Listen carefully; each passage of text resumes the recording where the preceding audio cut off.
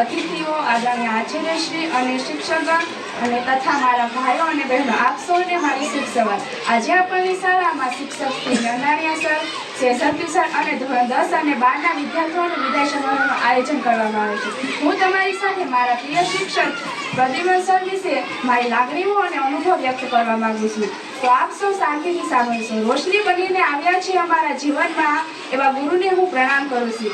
गुरुजी आपने तन मन धन से हम पर उपकार किया है, देकर ज्ञान का प्रकाश हमारे जीवन को अंधकार से दूर किया है। ધોરણ 9 નો અંગ્રેજીનો પહેલો લેક્ચર મને ખૂબ જ સરસ યાદ છે। ત્યારે તેમાં મને બહુ શીખવા મળ્યું અને મજા પણ આવી હતી। તે લેક્ચર પ્રદ્યુમન સરનો હતો, જેમણે અંગ્રેજી જેવા નિરસ અને મુશ્કેલ વિષયને ખૂબ જ રસપ્રદ અને સરળ બનાવ્યો છે। તેઓ હંમેશા દરેક બાબતમાં શીખ આપતા જ રહેતા હોય છે। જ્યારે મેં ધોરણ 11માં પ્રવેશ મેળવ્યો હતો ત્યારે મેં શરૂઆતમાં મેં રમતગમત ક્ષેત્રે ભાગ લેવાની શરૂઆત કરી હતી। પ્રદ્યુમન સરને ખોખો, કબડ્ડી, વોલીબોલ, વ્યક્તિગત રમત વગેરે રમતનો અનુભવ હતો। ત્યારે મારે દોડમાં તાલુકા કક્ષાએ જવાનું હતું, પણ મારે નહોતું જવું, કારણ કે મને એવું હતું કે મારા કરતાં બીજા ખેલાડીના વધુ દોડતા હશે, મારાથી નહીં થાય। પરંતુ પ્રદ્યુમન સરે મને એમ કીધું કે દીકરી, એક વખત પ્રયત્ન તો કરવો જ જોઈએ। આવી પ્રેરણાથી પ્રેરાઈને મારો રમતગમત ક્ષેત્રે ઉત્સાહ વધ્યો હતો।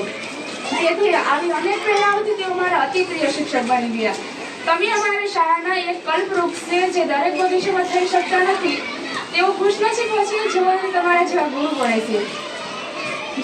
જમીનથી આકાશ સુધી પહોંચવાનો પ્રયત્ન રાખે છે તેવા ગુરુને હું દિલથી સલામ કરું છું।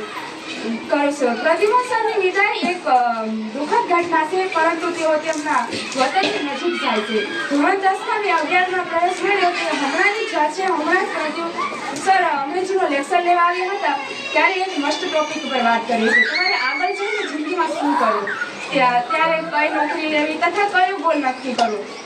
તેમને લીધે હું મારો ગોલ પણ નક્કી કરી શકી છું। Thank you sir.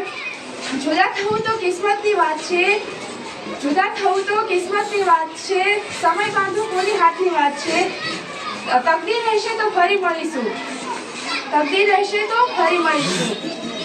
विदाई की क्या क्षण है, खुशी और गम का कारण है। आपको जाने देने का मन नहीं करता, पर आप तो हमारे दिलों में बसते हो, पर मन नहीं करता। मुझे बड़े सपने और आकाश को सूंघने का साहस देने के लिए धन्यवाद।